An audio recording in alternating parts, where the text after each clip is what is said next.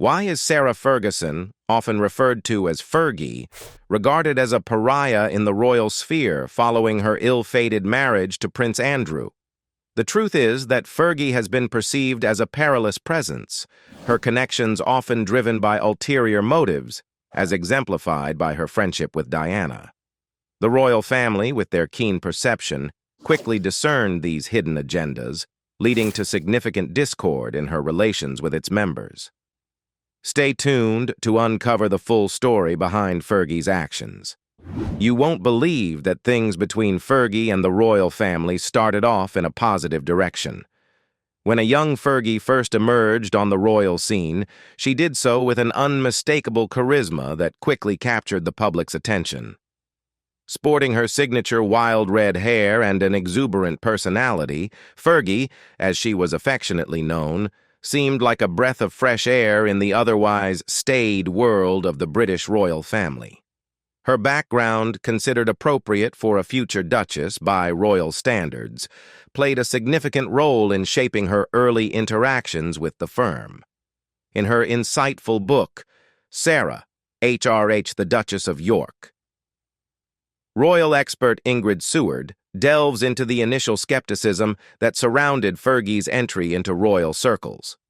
Despite the doubts and reservations held by some members of the royal family, it was Fergie's genuine charm and vivacity that eventually won them over.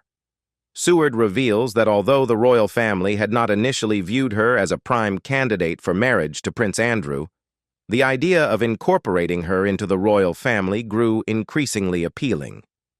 As Seward notes, they had not initially thought of her as a candidate for marriage to Andrew, but when they considered it, the idea of having her in the firm, as Prince Philip calls it, looked a most attractive prospect.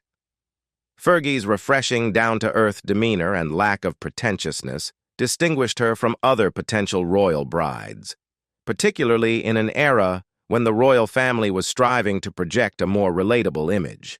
Seward points out that Fergie was probably the first girl Andrew had been serious about who could be considered remotely suitable. This suitability was not only a matter of social compatibility, but also a reflection of her ability to connect with both the royal family and the public on a personal level.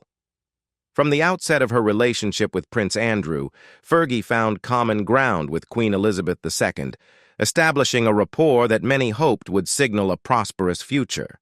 The bond between the two was notably strengthened by their shared interests. Seward highlights that their mutual enjoyment of country pursuits and their affection for dogs and horses provided a strong foundation for their relationship. This shared enthusiasm was more than just a pleasant diversion. It was a meaningful connection that helped to solidify Fergie's place within the royal family. As the relationship between Fergie and the Queen grew, many observers believed that this alignment of interests and personalities would pave the way for a successful and harmonious future within the firm. The initial promise of this relationship seemed to offer a hopeful vision of a modern, relatable monarchy, one where personal connections and genuine shared interests could bridge the gap between tradition and contemporary values. Besides, Princess Diana and Fergie's connection to the British royal family is as intriguing as their subsequent roles within it. Unlike the more recent additions to the royal family, Kate Middleton and Meghan Markle, both Diana and Fergie were acquainted with each other long before they became part of the royal sphere.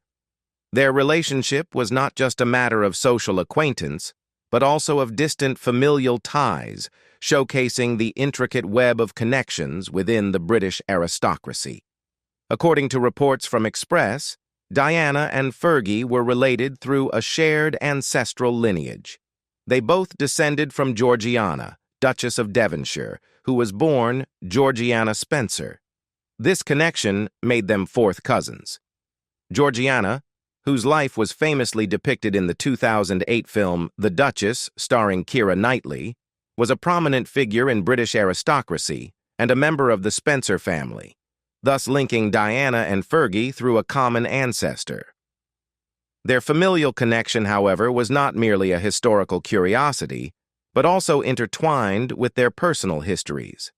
Diana and Fergie's mothers had been school friends, which meant that the future princesses had known each other since their childhoods.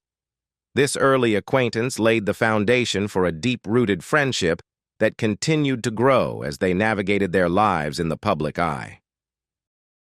During Diana's engagement to Prince Charles, she resided in Chelsea, London, a period when Fergie became an integral part of her social circle. According to Town and Country, this period marked a significant deepening of their friendship. Both Diana and Fergie shared a range of interests and mutual friends, which naturally strengthened their bond. Their shared experiences and overlapping social networks provided a strong common ground, facilitating a close and supportive relationship. Given their deep friendship and distant familial ties, it was surprising and hurtful when Diana did not invite Fergie to her wedding reception at Buckingham Palace following the grand ceremony. This unexpected exclusion became a significant point of contention and marked the beginning of tensions in their relationship. Royal expert Tom Quinn shed light on the surprising omission in the documentary Fergie vs. Diana, Royal Wives at War. He explained that Fergie was deeply shocked to discover she was not invited to the wedding breakfast. Quinn noted, "I think she was astonished to discover she wasn't being invited to the wedding breakfast." This snub did not go unnoticed and had a profound emotional impact on Fergie. According to psychologist Joe Hemmings, Fergie felt quite worthless and unfit as a person as a result of the exclusion. The documentary further revealed that the decision to exclude Fergie from the wedding reception was not Diana's. Diana had wanted her friend to be there and had even considered naming Fergie as one of her ladies-in-waiting, a prestigious role within the royal household. This intention underscored the strength of their friendship and Diana's desire to have Fergie by her side during significant moments in her life. However, the exclusion was a decision influenced by the broader dynamics within the royal family. Royal commentator Lizzie Cundy explained that the royal family did not consider Fergie posh enough to attend the exclusive event. Cundy remarked, "I think the royal family felt Fergie wasn't posh enough." This assessment highlighted the royal family's concerns about social status and perceived appropriateness, which often dictated their decisions regarding who could be included in such intimate and significant occasions. In spite of the snubs caused by royal protocol during the lead-up to Princess Diana's wedding, she and Fergie remained incredibly close in the early years of Diana's marriage to Prince Charles. Their friendship, deeply rooted in their shared history and mutual understanding, became an essential source of support for Diana as she navigated the complexities and pressures of her new royal life. The documentary Fergie vs. Diana, Royal Wives at War offers an insightful exploration of the dynamics of their relationship.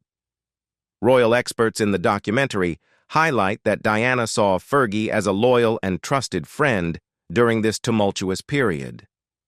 Diana's reliance on Fergie for emotional support and companionship was a testament to the strength of their bond.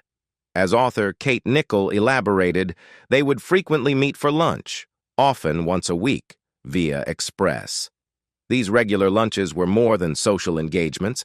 They were lifelines for Diana, offering her a sense of normalcy and connection amidst the overwhelming demands of royal duties. If a lunch meeting was not feasible, Fergie would come to the palace for tea, ensuring that their connection remained strong and uninterrupted. These meetings were crucial for Diana, who often found herself isolated and overwhelmed by the expectations placed upon her as a new member of the royal family. Nichol explained that these interactions were not just about socializing, but were a vital part of Diana's adjustment to royal life. She would really lift Diana and make her laugh, which Diana really needed at that time, Nichol added. Fergie's ability to bring joy and laughter into Diana's life provided much-needed relief from the pressures and loneliness Diana frequently experienced. Even though Princess Diana married into the royal family before Fergie did, Fergie still saw herself as superior to Diana in certain ways. Their relationship, while deeply rooted in mutual support and affection, was initially marked by this subtle hierarchy. Fergie viewed Diana almost like a younger sister, a dynamic influenced by their age difference and life experiences. In her 1996 autobiography, Fergie wrote candidly about her perception of their relationship. "She was 2 years younger than I, and I strove to support and protect her as I would a younger sister, as I still do today, as a best friend," via cheat sheet. This protective instinct was partly because Diana was indeed very young when she entered the royal family. At just 19 years old, Diana was thrust into the public eye when Prince Charles proposed, a monumental shift for someone so young and relatively inexperienced in the ways of royal life via town and country. Fergie's sense of superiority and responsibility towards Diana was also shaped by her own life experiences. By the time Fergie married Prince Andrew, she had already navigated significant aspects of adult life that Diana had not yet encountered. Fergie's friend, Lizzie Cundy, elaborated on this in Fergie versus Diana, Royal Wives at War, noting that Diana looked up to Fergie because she was so flamboyant. Fergie's vibrant and confident personality made her a figure of admiration for the younger Diana, who was still finding her footing in the demanding world of royalty. Psychologist Joe Hemmings provided further insight into the dynamics between the two women, pointing out that Fergie's life experiences gave her a sense of maturity and authority that Diana initially lacked. By the time Fergie was in her 20s, she'd had 2 live-in relationships. So at that point, when Diana was very young, those 2 years must have seemed incredibly significant, via Express. This difference in life experience and maturity levels contributed to the initial dynamic where Fergie felt it was her role to guide and protect Diana. However, as Diana grew older and more accustomed to her royal duties, the dynamic between the two friends began to evolve. The passage of time and Diana's growing confidence and experience within the royal family helped to balance their relationship. What started as a quasi-mentor-mentee relationship gradually transformed into a more equal and balanced friendship. Fergie wasn't the only generous person in her friendship with Princess Diana. Diana also demonstrated her kindness and thoughtfulness by playing matchmaker for her friend, which led to Fergie meeting and eventually marrying Prince Andrew. This significant chapter in their friendship showcased Diana's desire to bring happiness to Fergie and solidified their bond even further. According to Town & Country, the matchmaking began with Diana asking Queen Elizabeth to invite Fergie to one of her dine and sleep events during Ascot Week in 1985. These events were essentially luxurious royal sleepovers, offering a unique opportunity for guests to spend extended time with the royal family in a relaxed, informal setting. Diana saw this as the perfect opportunity to introduce Fergie to her brother-in-law, Prince Andrew, hoping that the two would hit it off. Diana's plan was carefully orchestrated. As the Times reported, she arranged for Fergie to sit next to Andrew at lunch. This simple yet strategic move set the stage for their initial attraction. The chemistry between Fergie and Andrew was immediate, and their connection grew quickly from that first lunch. Diana, ever the supportive friend, was thrilled to see the budding romance and was eager to facilitate it further. When Diana discovered the secret relationship between Fergie and Andrew, she took it upon herself to nurture and support it. She invited the couple to Highgrove, her country house, providing them with a private and comfortable environment to get to know each other better away from the prying eyes of the public and the press. This gesture highlighted Diana's commitment to her friend's happiness and her willingness to use her resources and influence to help Fergie and Andrew develop their relationship. The secluded and idyllic setting of Highgrove offered the couple a chance to bond without the pressures of their public roles. Diana's hospitality and understanding created the perfect atmosphere for their relationship to flourish. Her efforts paid off, as just 1 year later, Fergie and Andrew were engaged, marking the beginning of a new chapter in both their lives. Once Fergie entered into the royal family, the dynamic between her and Princess Diana shifted significantly. While Fergie had previously taken on the role of a protective older sister to Diana, she found herself looking up to her friend for advice and guidance in navigating the complex and often unforgiving world of royal life. This change in their relationship highlighted the evolving nature of their bond and the mutual support they provided each other. When Diana announced her engagement to Prince Charles, she was thrust into the harsh glare of the media spotlight. She faced hordes of tabloid photographers daily, a relentless onslaught that became a defining aspect of her public life. Fergie experienced a similar fate when she married Prince Andrew, finding herself the subject of intense media scrutiny. Diana's years of experience in dealing with the press proved invaluable to Fergie, who looked to her friend for guidance on how to handle the relentless attention. In her autobiography, My Story, Fergie recounted a moment that encapsulated the shift in their dynamic. She described an instance when the two friends were swarmed by the press, with photographers clamoring for their attention. Overwhelmed and unsure of how to respond, Fergie looked to Diana for support. "I looked over at my friend in befuddlement," she wrote. "Just keep smiling," Diana whispered to her. This simple yet profound piece of advice became a cornerstone of Fergie's approach to dealing with the media. As she explained in her book, "I always felt safe in mimicking Diana." However, things started to go south during Fergie's first pregnancy, and this was considered the beginning of a scandalous series of events for her. Navigating your first pregnancy is never an easy feat, let alone doing so under the relentless scrutiny of the public eye. For Fergie, the experience was particularly challenging. Even before her pregnancy, her public image had been relentlessly criticized, with many headlines focused on her weight and body image. This intense media scrutiny only intensified during her pregnancy, making an already difficult experience even more isolating and stressful. Fergie's early years as a member of the royal family were marked by a barrage of negative press. The tabloids were unforgiving, often publishing harsh and invasive stories about her appearance. These critiques took a toll on her self-esteem and added a layer of anxiety to her public duties.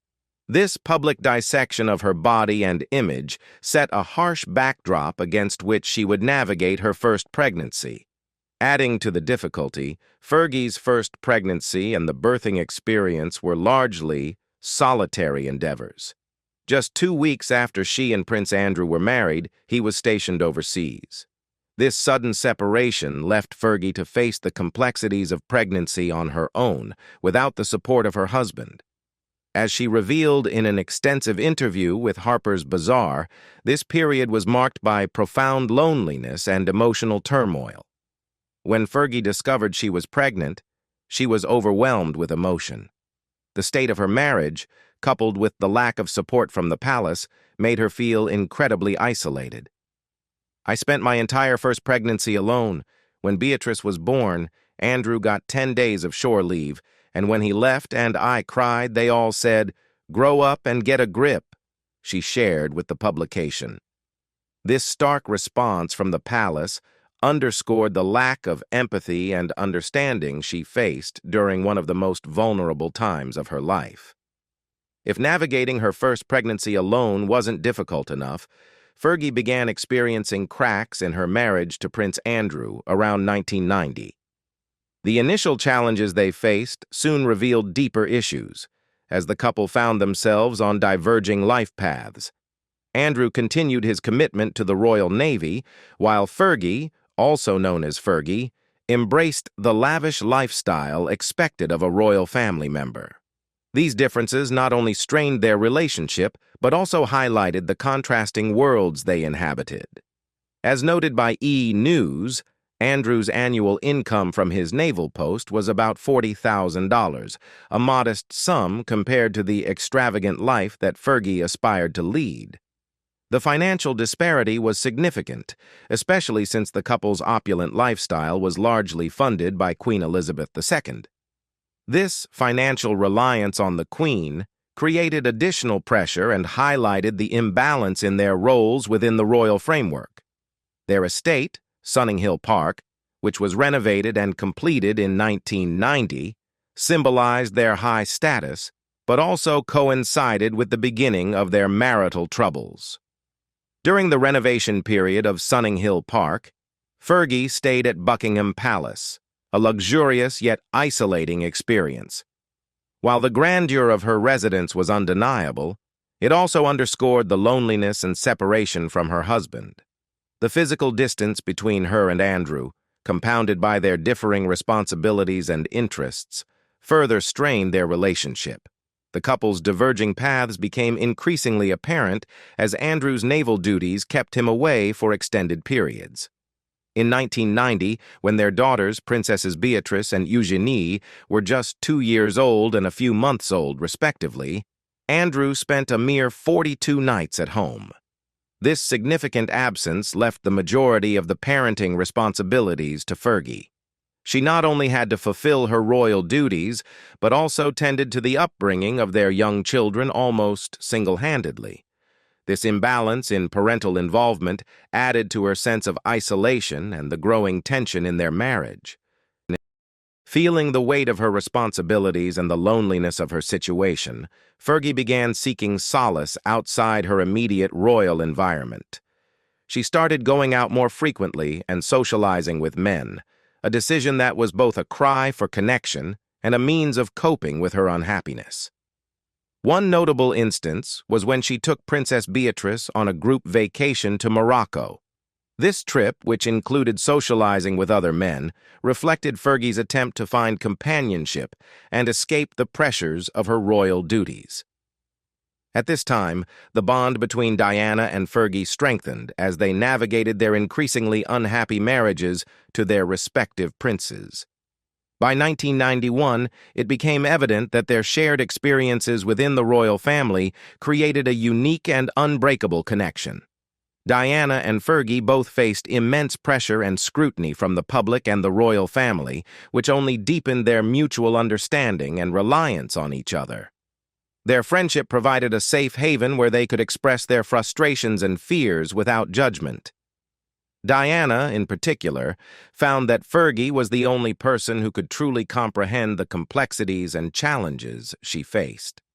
In her autobiography, Fergie revealed that it was in 1991 when they first voiced the unthinkable notion that had been lingering in their minds for some time, the possibility of one or both of them leaving the royal family. It was the year we first put words to the unspeakable idea that had been nudging us in the ribs for some time. That one or both of us might leave the royal family, she wrote, via Town and Country. This realization marked a turning point in their relationship, as they began to seriously contemplate their escape from their unhappy marriages and the royal life that had become a burden. Their late-night phone conversations became a crucial lifeline during this period. They burned the phone wires into the night, trading secrets and jokes that no one else would understand, solidifying their bond and creating a sense of solidarity against the pressures they faced. The support they provided each other was invaluable, giving them the strength to endure their respective challenges. During these conversations, they not only shared their struggles, but also devised plans and schemes for how they might break free from the constraints of their royal duties. The thought of leaving the royal family, once an unimaginable idea, became a beacon of hope for both women. They envisioned a future where they could find happiness and fulfillment outside the confines of their royal roles. According to the Daily Mail, Diana was having an affair with an art dealer named Oliver Hoare at the time. This clandestine relationship added another layer of complexity to her life. Allegedly, Diana and Fergie used the name of Hoare's road as a code word in their conversations. "It meant our leap of freedom," Diana reportedly said. This secret code became a symbol of their shared desire for liberation and a new beginning. Something terrible then happened. Andrew and Fergie broke up in 1992. In just 6 short years, it became painfully clear that Prince Andrew and Fergie, the Duchess of York, were not meant to be. Their formal separation was announced in 1992, a year that Queen Elizabeth II would later refer to as her annus horribilis. This year also saw the official split of then Prince Charles and Diana Spencer, as well as Princess Anne's divorce, making it a particularly challenging period for the royal family. However, as noted by She Knows, the dissolution of Andrew and Fergie's marriage was the least of the royal family's problems. The true scandal erupted 5 months after Fergie and Andrew separated. Intimate photos of Fergie, sunbathing topless in Saint-Tropez and having her toes sucked by oil tycoon John Bryan, were leaked to the public. This scandal caused an uproar within the royal family and severely damaged Fergie's reputation. The photos were particularly damning because they were taken while she was on vacation with her daughters, Princesses Beatrice and Eugenie, making the situation even more scandalous and embarrassing for the royal family. Up until the scandal, Fergie had maintained a rather friendly relationship with Prince Philip, Duke of Edinburgh. Author Katie Nicholl, in the Channel 5 documentary The Royal Family at War, revealed that Fergie's relationship with Philip had been cordial, if not warm. However, the leaked photos marked a turning point. Nicholl noted, "But from that moment on, the Duke of Edinburgh never forgave Fergie for the embarrassment and the humiliation that she had reaped," via Express. Despite her formal separation from Prince Andrew, the allegations of infidelity, and the scandalous toe-sucking photographs that dominated front pages across the United Kingdom, Fergie, the Duchess of York, has consistently maintained that she did not desire a divorce. Her life, marked by her association with the royal family and high society, was upended by these personal and public crises, each of which carried its own set of consequences and challenges. In an in-depth interview with Harper's Bazaar, Fergie spoke candidly about the pain and difficulty of her divorce. "It was the most painful time of my life," she said, reflecting on the emotional turmoil she experienced. The separation from Prince Andrew was not a choice she had made lightly. The dissolution of their marriage came as a result of a series of challenging circumstances rather than a personal desire to end their relationship. Fergie's decision to divorce was influenced significantly by the practical realities of her life at the time. Andrew's naval career had kept him away for much of their marriage, including during their children's early years. His frequent absences put a strain on their relationship and contributed to the decision to formally separate. As she explained, "I didn't want a divorce but had to because of circumstances." This sentiment underscores the complexity of her situation. While she was committed to making her marriage work, the external pressures and internal difficulties made the separation inevitable. The decision to divorce was not solely driven by personal dissatisfaction, but also by the broader implications for her career and public life. Fergie recognized that her role as a member of the royal family came with certain expectations and limitations. Specifically, she noted, "I wanted to work. It's not right for a princess of the royal house to be commercial. So Andrew and I decided to make the divorce official so I could go off and get a job." This statement highlights the tension between her personal ambitions and the royal expectations placed upon her. The commercial nature of Fergie's post-divorce career, spanning roles as a spokesperson, media figure, and writer, was in contrast to the traditional, non-commercial role expected of a royal family member. Her desire to engage in work and public life was partly constrained by her status and the perceptions surrounding it. By finalizing her divorce, Fergie aimed to navigate this tension more effectively, creating a new professional identity independent of her royal connections. When reflecting on the intricacies of royal divorce settlements, the highly publicized agreement of Diana Spencer often comes to mind. Diana's separation from Prince Charles was marked by a substantial financial settlement and a high-profile public persona that kept her in the spotlight, arguably maintaining a level of fame that surpassed her former husband. In contrast, Fergie's divorce from Prince Andrew was characterized by a different set of circumstances and a notably less generous settlement. Fergie, the Duchess of York, did not walk away from her marriage with the same financial advantages that Diana Spencer enjoyed. According to Express, Fergie's divorce settlement included a sum designated for a new house, approximately $1.6 million placed in a trust fund for her daughters, Princesses Beatrice and Eugenie, and an additional lump sum of $400,000. These funds were provided directly by Queen Elizabeth II, reflecting a more modest financial arrangement compared to the substantial payouts associated with other royal divorces. The settlement for Fergie was not as extensive as one might expect given the royal context. While $2 million in total might appear significant, it was relatively small in the grand scheme of royal finances, particularly when compared to the sums involved in other high-profile royal separations. This smaller settlement underscored the challenges Fergie faced following her divorce, particularly in terms of financial stability and public perception.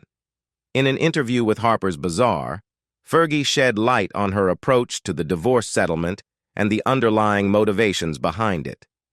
When asked about the financial terms of her divorce, Fergie revealed a surprising stance. "When I met with Her Majesty about it, she asked, 'What do you require, Fergie?' And I said, 'Your friendship,'" Fergie recounted. Her response, aimed at maintaining a positive relationship with Queen Elizabeth II, deviated from what might have been expected in a high-profile divorce. Fergie's request for friendship rather than a substantial financial settlement was motivated by a desire to preserve her relationship with the Queen, despite the drama and scandal that had surrounded her time within the royal family. Fergie's decision to prioritize her relationship with the Queen over a larger financial settlement reflected her complex position within the royal family. Despite the personal and public challenges she faced, including the toe-sucking scandal and her strained relationship with certain members of the royal family, Fergie sought to maintain a connection with the Queen. Her choice was motivated by a genuine wish to keep the lines of communication open and to avoid the acrimony often associated with divorce negotiations. In her interview, Fergie further explained her rationale. "But I wanted to be able to say, 'Her Majesty is my friend,' not fight her nor have lawyers saying, 'Look, she is greedy.'" Her statement highlights her intention to navigate her departure from royal life with dignity and to avoid the appearance of avarice. Fergie's approach was characterized by a focus on preserving personal relationships rather than maximizing her financial gain. Fergie's efforts to maintain a cordial relationship with Queen Elizabeth II after her divorce from Prince Andrew were met with a mixed response from the royal family, particularly from Prince Philip, Duke of Edinburgh. Despite Fergie's attempt to appeal to the sense of friendship she hoped to preserve, Prince Philip's reaction was decidedly frosty. The tension between Fergie and Prince Philip began to crystallize after the toe-sucking scandal of 1992, which involved photos of Fergie sunbathing topless with oil tycoon John Bryan. This scandal not only embarrassed the royal family, but also strained Fergie's relationships with it. As previously noted, Prince Philip's reaction to the scandal was one of intense displeasure. He reportedly stormed out of Balmoral upon hearing of the scandal and subsequently distanced himself from Fergie, reflecting his anger and disappointment. In his view, Fergie's actions had irreparably damaged her standing with the royal family. According to Giles Brandreth's book, The Final Portrait, Fergie sought to reconnect with Prince Philip following her separation from Andrew, hoping to maintain some form of relationship given her role as the mother of his granddaughters, Princesses Beatrice and Eugenie. Fergie's attempt to reach out was based on the premise that, as a family member through her daughters, she deserved some level of respect and connection. However, Prince Philip's response was blunt and dismissive. When Fergie expressed her desire to stay in touch, Prince Philip made it clear that while his granddaughters were always welcome, he saw no value in maintaining a personal relationship with Fergie. His retort, as reported, was that he didn't see the point in being friendly with her, highlighting his clear disapproval and lack of interest in mending relations. The estrangement between Fergie and Prince Philip was further evidenced by an encounter in 2005. Both Fergie and Prince Philip were at Balmoral, the Queen's Scottish estate, but the interaction was far from warm. Friends of Fergie, seeking to share insights into the strained dynamic, revealed to the press that Prince Philip avoided her like the plague. According to a friend, Philip avoided her like the plague, and it was reported that they did not exchange a single word during their time together at Balmoral. This encounter underscored the continued distance between them and the lack of reconciliation. In 2013, a significant gesture of reconciliation occurred when Fergie was invited to Balmoral, the Queen's Scottish estate, for a visit. This reunion came 21 years after Fergie and Andrew had gone their separate ways, symbolizing a notable shift in the royal dynamics. As reported by The Telegraph, this invitation marked a period where time had softened some of the old wounds. Queen Elizabeth's willingness to reconnect with Fergie highlighted her broader sense of duty to family and her capacity for forgiveness.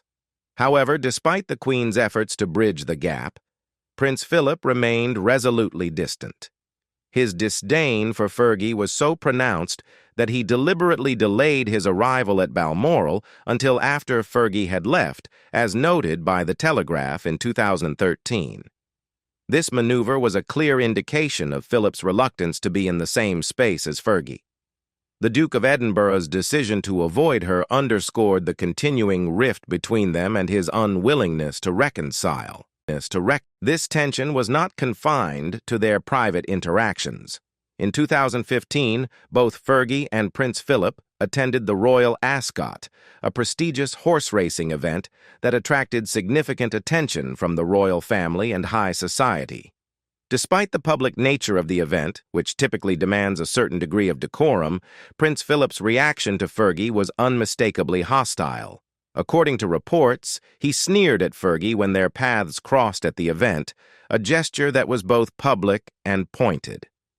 This incident at the Royal Ascot was a vivid demonstration of Philip's ongoing disapproval and his unwillingness to mask his feelings in the public eye. Not only Philip, but Fergie is said to have an extremely tense relationship with Prince Edward. Reportedly, their relationship suffered as a result of her efforts to assert her independence. Royal biographer Ingrid Seward notes that Fergie's decision to break away from the royal norms led to her being frozen out by the palace machine. This isolation from the royal family was a significant blow, particularly given the supportive role that Prince Edward had previously played in her life.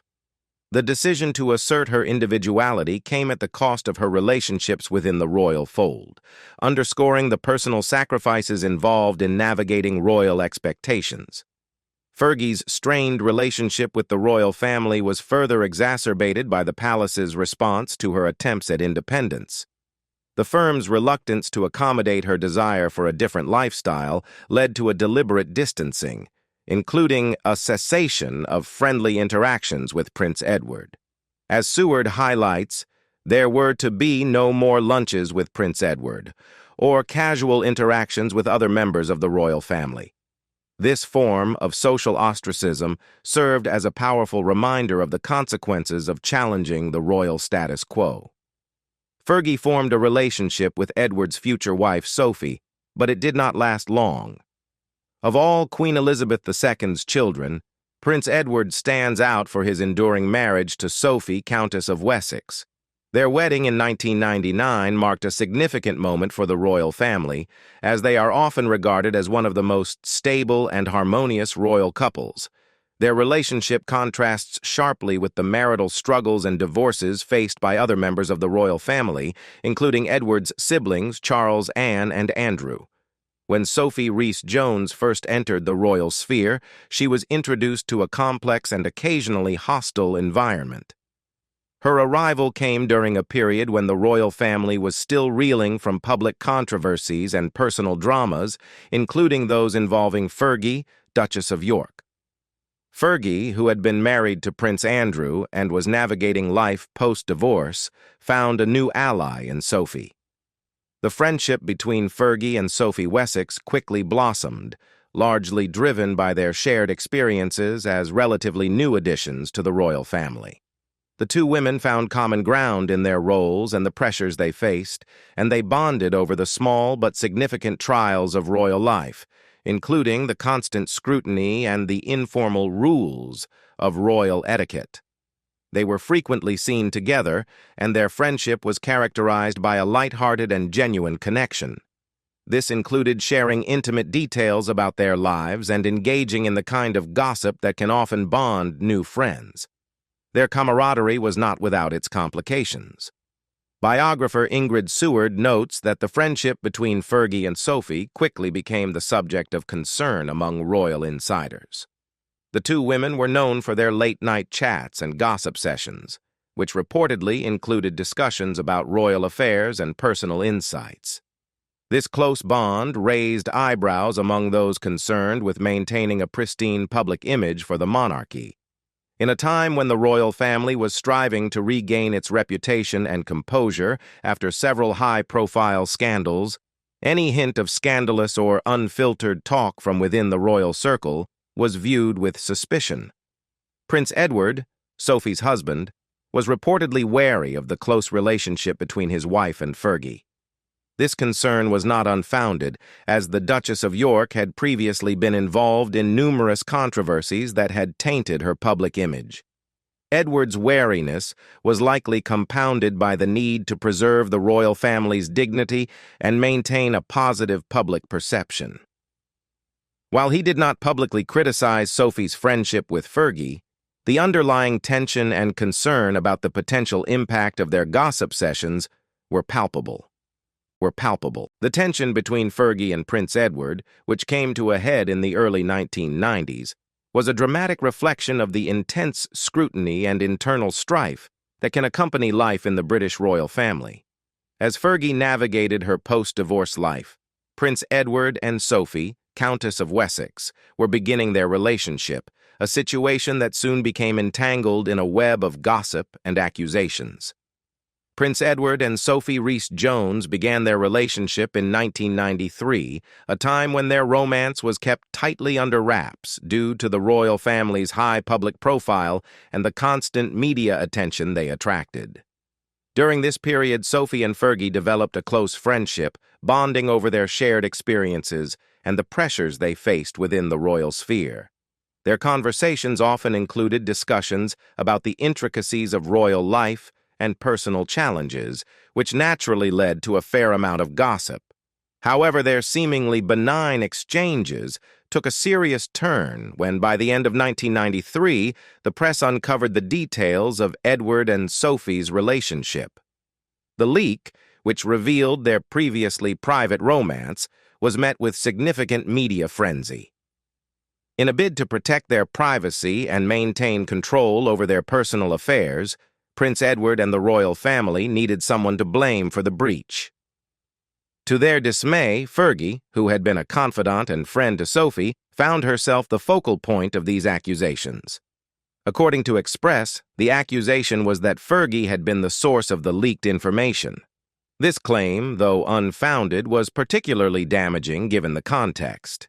The leak had come from an employee, not a member of the royal family, but the charged atmosphere and recent criticisms of the royal family had fostered a siege mentality, as Ingrid Seward described.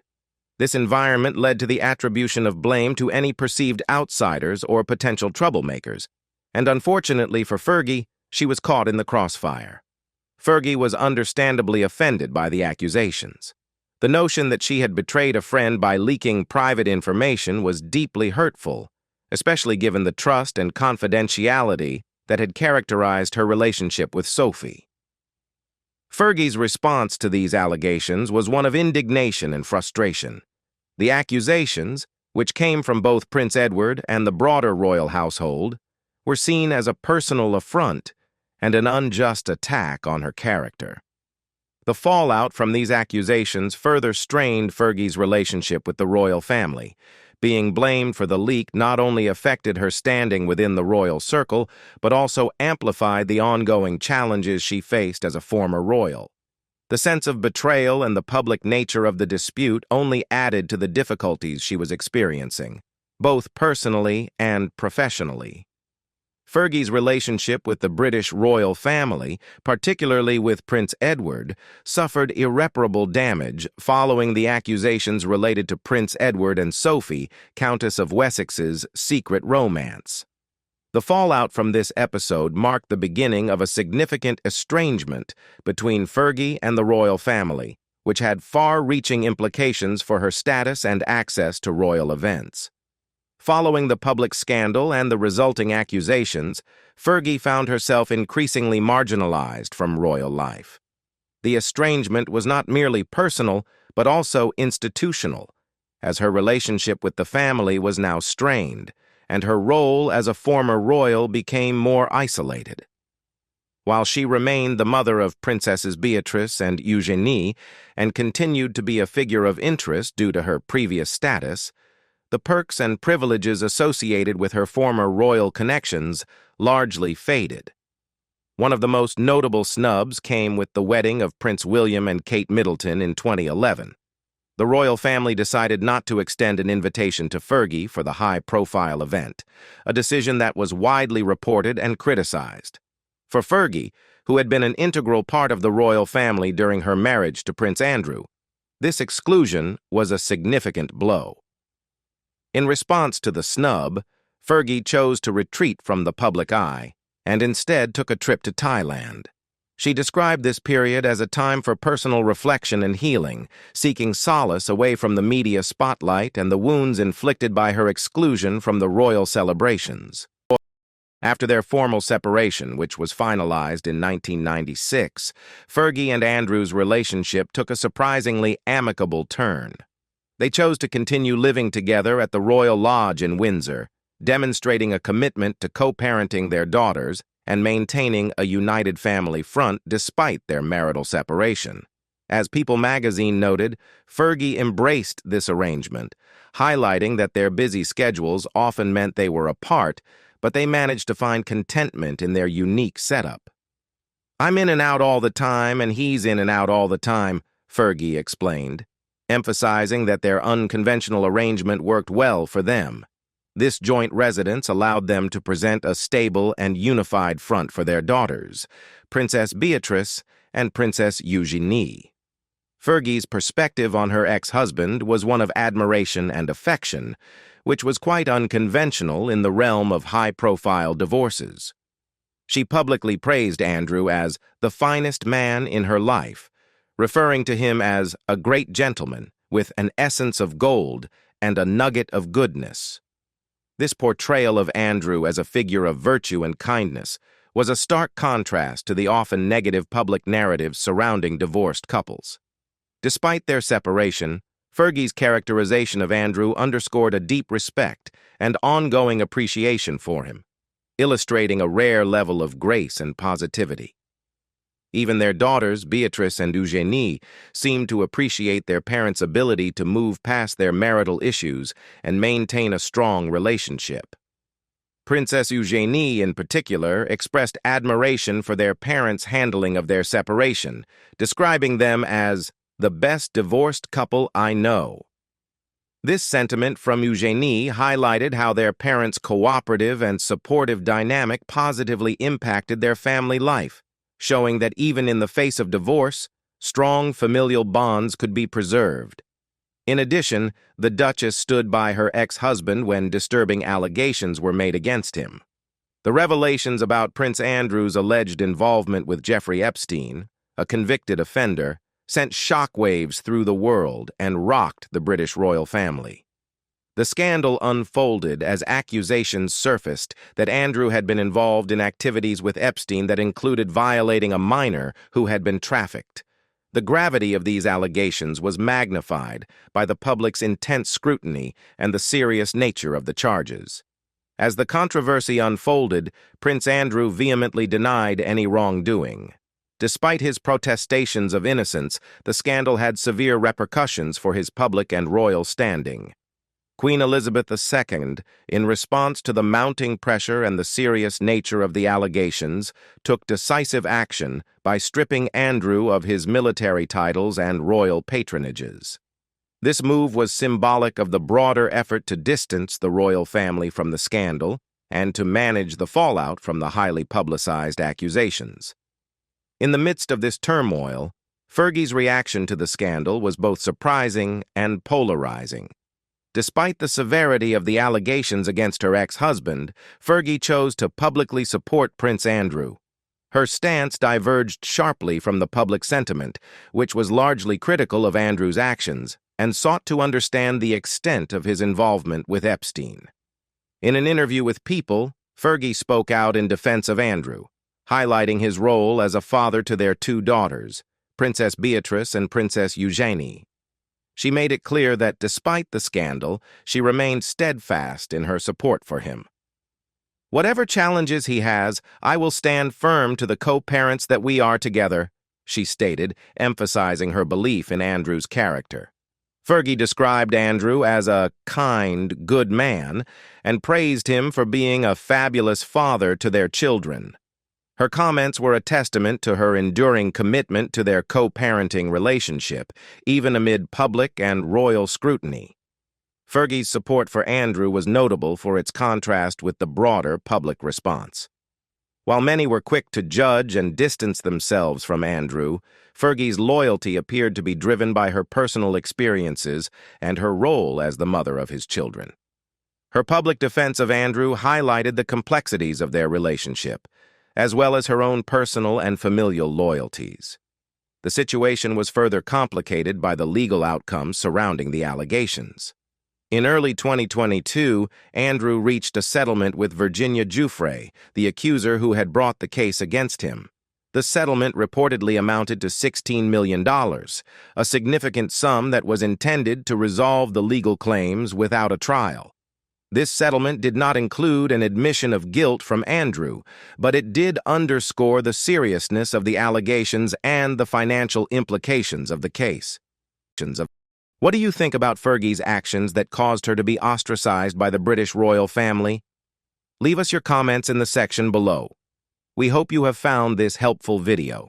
Don't forget to leave a like, share, and subscribe to the channel if you like it. Thank you for watching this and see you in the next videos. Goodbye.